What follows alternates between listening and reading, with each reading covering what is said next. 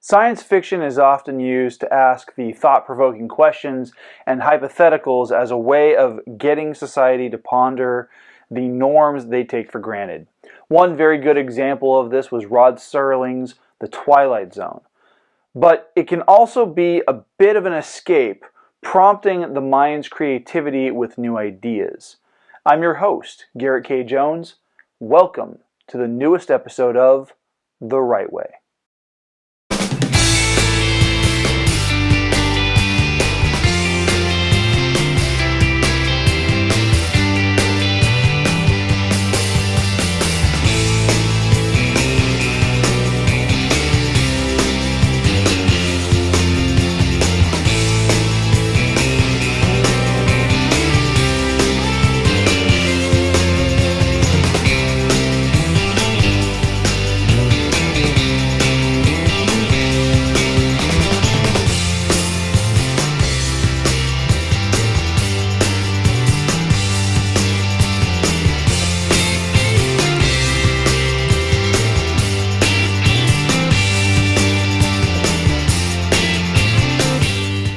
Top of the morning to you, and welcome back to The Right Way, where we talk book recs, author interviews, and creative writing tips.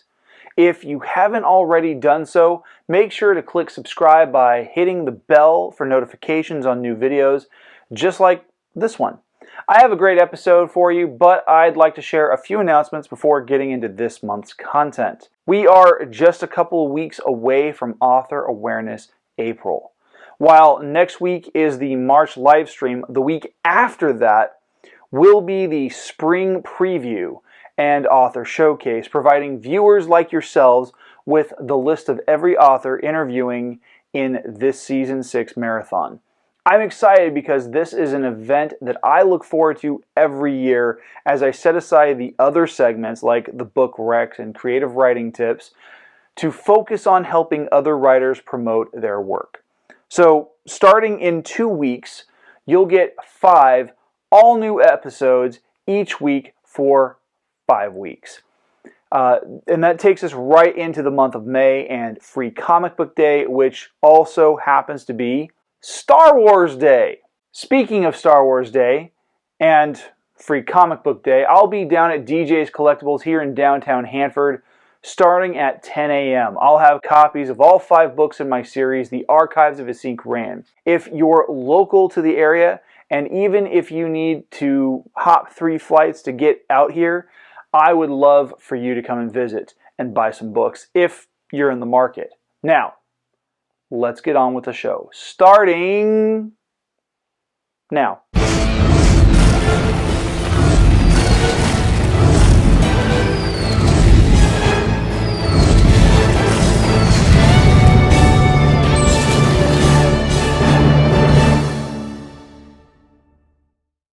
So last month I featured podcast host Heather Pantoja as my guest host.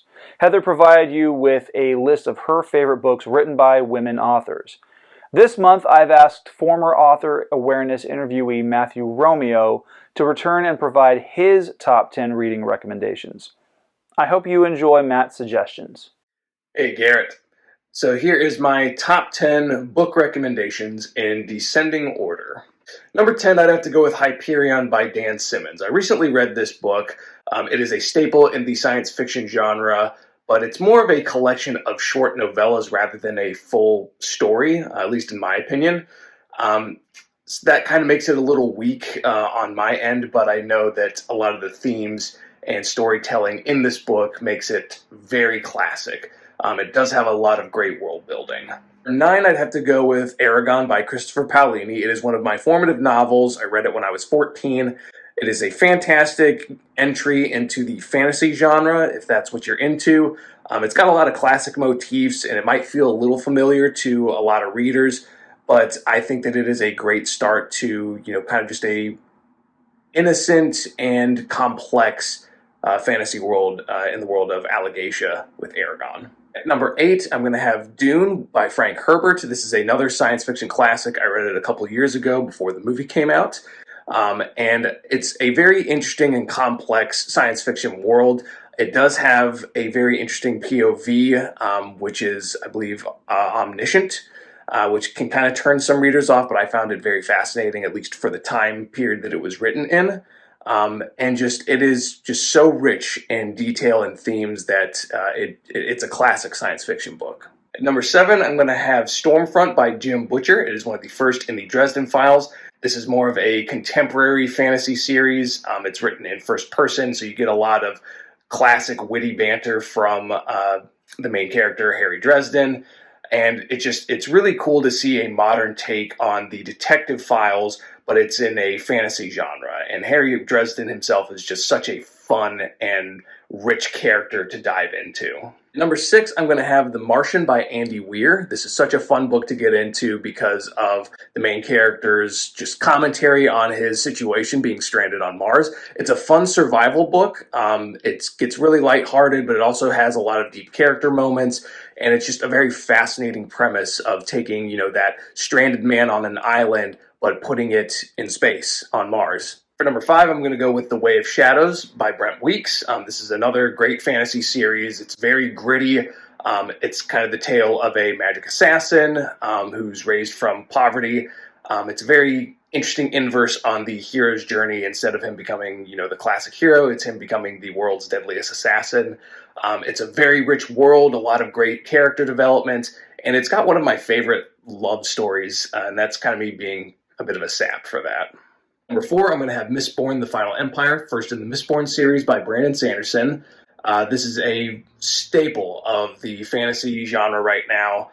Brandon Sanderson is fantastic at world building. From the first line in Mistborn, it hooks you in, and it has one of the best main character duos in all of his books, which is Vin and Kelsier. It's a mentor-mentee relationship, and you really get a bit of a heist story in this book as well. At number 3, I'm going to have Red Rising by Pierce Brown. This is a fantastic science fiction novel written in first person. You get a lot of gritty action. It's a fantastic revolution story. It's what got me wanting to write my own stories in science fiction. And just Pierce Brown is so great at making complex, relatable characters that he drags them through the mud, but for good reason. Number 2, I'm going to have Kings of the Wild by Nicholas Eames. This is a fantastic fantasy book. It's very evocative of a classic rock band going back on tour for one last go, but instead of a rock band, it's an adventuring band, very reminiscent of Dungeons & Dragons. You have classic character archetypes, and you have a wonderful main character in Clay Cooper, he's just such a cynic and so gruff, but he has great banter, and he has a lot of heart as well. And number 1, I'm going to have The Way of Kings by Brandon Sanderson. This is an incredible fantasy book. It made me want to be a better writer. It made me want to be a better man because there are just so many great characters in this story that go through so much, particularly with Kaladin, one of the main characters, and his story of going through the traumas of war, the difficulty of slavery, and eventually freeing himself. And just, becoming what he's meant to be. The magic system is fantastic. The world building is incredible. The world of Roshar is just so rich and so detailed that I could get lost in it for hours. The Way of Kings, I've probably listened to the graphic audio of this book, I'd say at least 20 times. It's my comfort book. And if you're wanting to delve into a very rich world, this is the book for you. A big thank you goes out to Matthew for being this month's guest host. Now, if you're interested in picking up one of the books mentioned in his segment, you can find that list of titles and their ISBN numbers down in the video description. You can also find links to connect with Matt's author accounts on social media.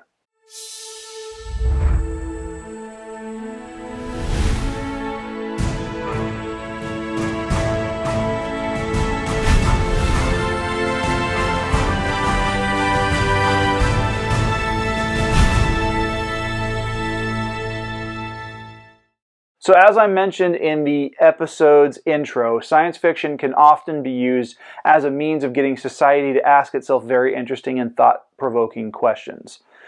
Questions that get to the nature of reality, the nature of society, and everything else in between. When the story turns to exploring how people would respond and react to an extraterrestrial encounter, things can take a very strange turn indeed.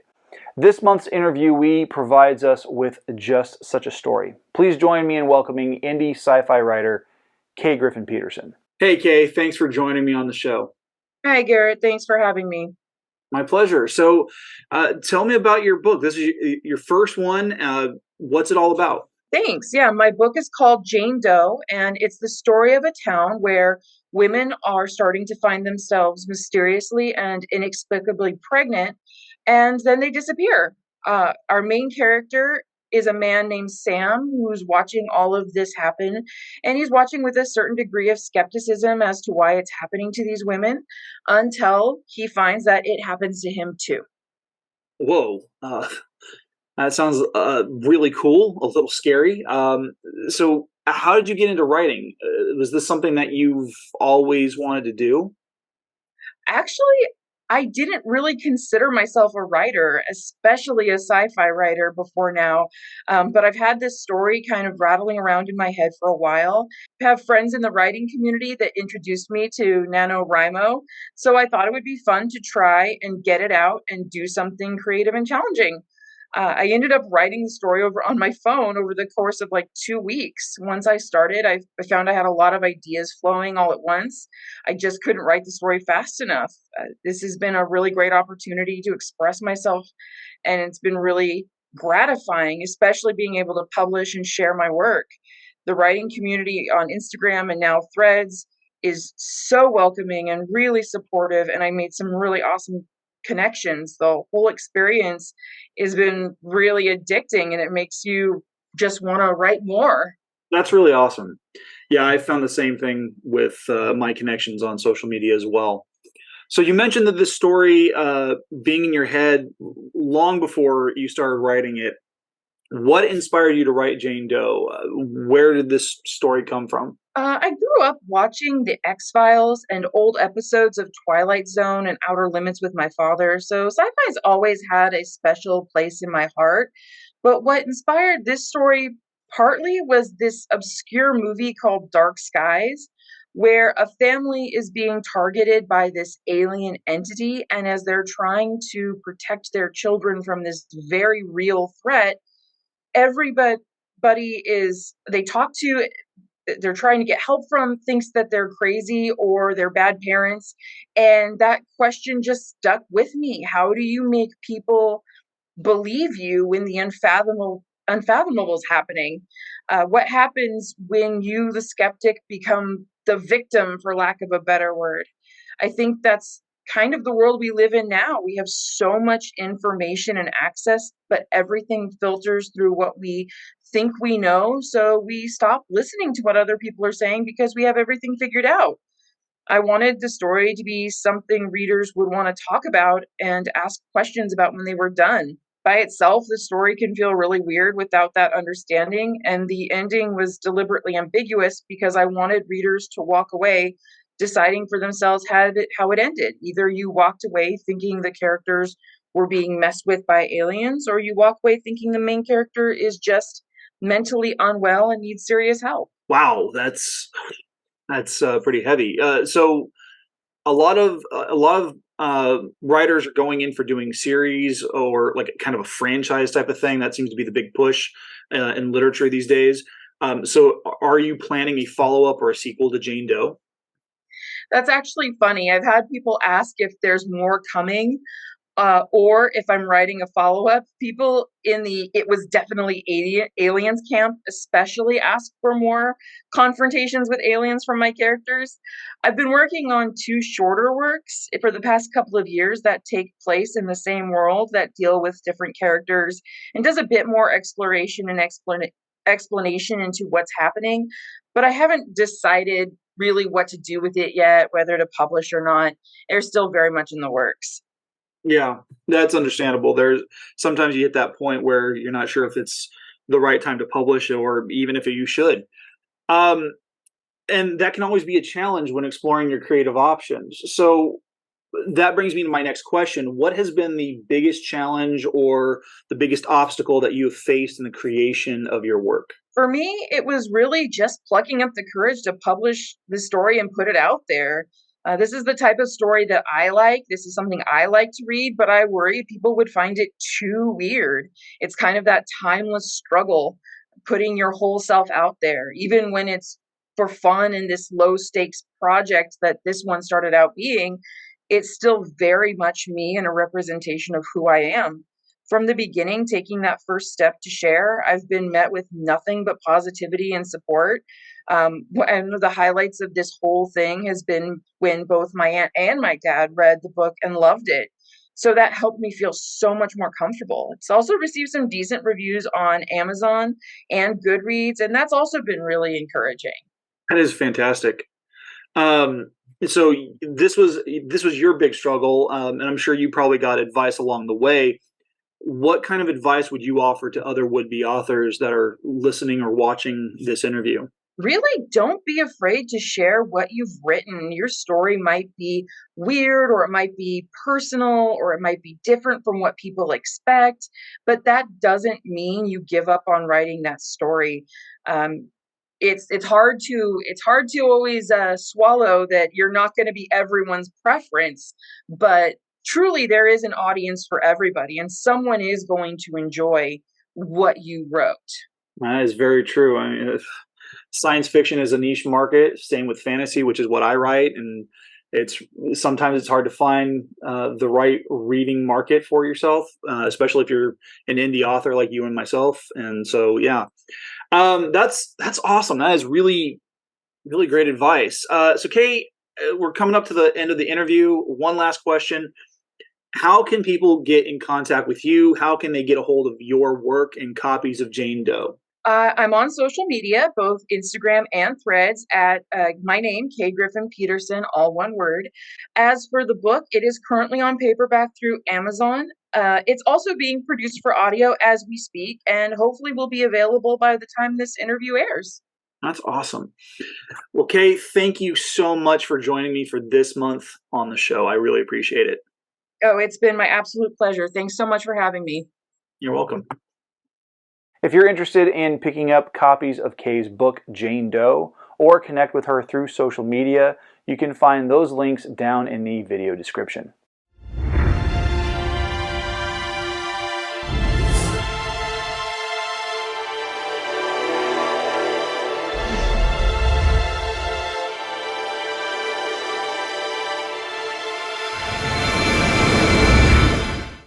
Welcome back for our deep dive discussion into poetry. Last month we discussed the nature and structure of sonnets. We examined their history and the two forms that they take, the Shakespearean and the Petrarchan. This month we are going to be discussing another form of lyrical poetry called the elegy, which is described as a poem of serious reflection, typically a lament for the dead. Whereas sonnets usually have love as the driving emotion, elegies are driven by deep and profound sorrow. The model for the contemporary elegy comes from John Milton's 17th century poem, Lycidas, which the poet wrote about the death of his friend. There's an interesting narrative structure. There is a disturbance, like a loss or death, and the poet responds by essentially asking themselves how they feel about it. But it's not just about the feeling. It's about exploring what the feeling is like by comparing it to something else. Every elegy has 4 distinct characteristics or discussion points: death and loss, expressing grief. It uses elegiac form and is reflective. At this point, you might be asking, hey, Garrett, what's elegiac form? Yeah, what is that? Glad you asked. Elegiac form is the poetic structure that an elegy uses. Duh! Now, hear me out, because just like the sonnet, the elegy gets pretty technical. An elegy uses alternating lines of dactylic, hexameter, and pentameter.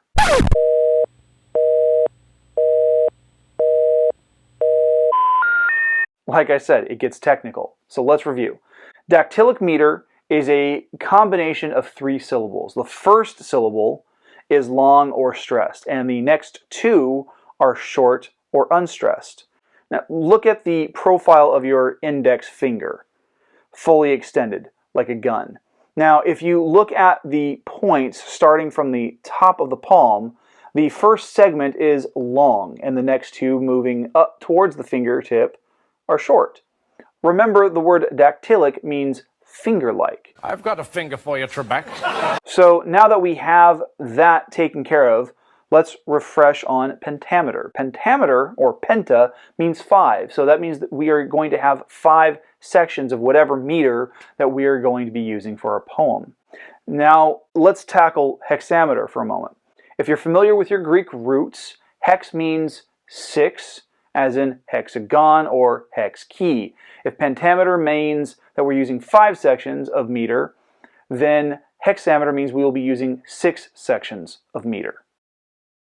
Now, given that an elegy alternates from hexameter to pentameter, your odd numbered lines are going to have 18 syllables, while your even numbered lines have 15 syllables. I want you to be careful, though, not to confuse syllables with words. You can have a word with multiple syllables in your line, and you'll probably have less than 15 to 18 words in that line, and depending on where it falls.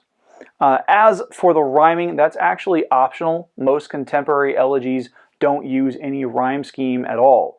But if you're interested in having fun with it, I would recommend a simple A-B-A-B pattern. While written in a slightly different format, here is an original example from my book, The Lover, the Fighter, and the Philosopher. Being here. Have you ever felt the love you have for someone slip through your fingers like the richest extra virgin olive oil as it drips through a sieve in its crystalline container? It weighs on your shoulders like the burden of the world looming over Atlas, and presses on your heart with vice-like strength, with a wrenching squeeze that makes it difficult to breathe, and twists your insides so that what love you had for the person in the bed next to you becomes bitter, spiteful hate. Have you ever found yourself in a ragged, battered relationship with a person who leaves you so inexorably exhausted that sleeping next to them wears you out faster than the Boston Marathon? The exhaustion drains you of every vital fluid necessary to sustain a person's life. Like the fly caught in the web, you can feel God's favor as the spider pierces flesh and bone with its fangs, as it injects its neurotoxin, as the venom eats away your very core. God, how I hated being there. Have you ever found yourself remembering just how much you despise that person in the bed next to you? Yet deep down, you know you still love that person? It is a mind-numbing penance that insists that having this person in your life is the most necessary compliment you could ever receive. How ironic that I went through the disgust and desperate dislike only to realize, too late in fact of point, I actually loved you. God, how I hate being here. So here are 5 steps for writing a solid and moving elegy. Step 1, read well. This is a step I will frequently come back to because it's important to make sure that you are reading as much as you are writing. I'm always going to keep saying this. But this also gives you an opportunity to immerse yourself in the style of poetic forms. I recommend reading John Milton's aforementioned Lycidas, or Alfred Lord Tennyson's Memoriam, or Walt Whitman's O Captain, My Captain. Captain, my captain. Step 2, you need to prepare yourself. You need to be mentally and emotionally prepared to write an elegy because you are going to have to pour your emotions into what you write. This can't just be something made up on the spot. This is pulled from an experience that is deeply seated in the heart and mind of your emotions. Maybe take a walk or do some kind of calming meditation. Perhaps listen to music associated with the memory and experience that you want to invoke. If the subject of your poem is a lost loved one or friend, use pictures and video and memories to draw out that sense of loss. Step 3. Choose whether you want to incorporate rhyme into your poem. It's already going to be technical enough with the alternating syllable count. Adding rhyming, even something as simple as A-B, can add challenges that might hold you up from being able to finish the poem. It's not impossible. Just make sure that you've kept your rhyming dictionary on hand that I mentioned in the episode on lyrical poetry, which you can find right up here. Step 4, begin writing. It's time to finally sit down and write. Let those feelings drench you with emotion so that you can pour them out onto the page. Write about how the world has changed for you now that that person or that relationship is gone.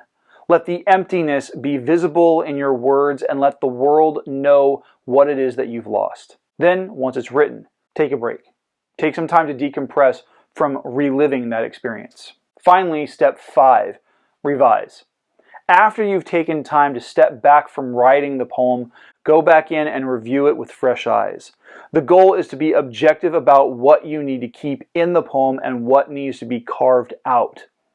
So that's it. Read well, prepare yourself, choose whether or not you want to incorporate rhyming or not, write the poem, and then take a break and revise. Once you have it written and revised, I'd love for you to share it in the comments section. You can also send it to me on Instagram or X at GKJ_publishing, or you can email me a copy at gkjpublishing@gmail.com. I'd love to offer you feedback.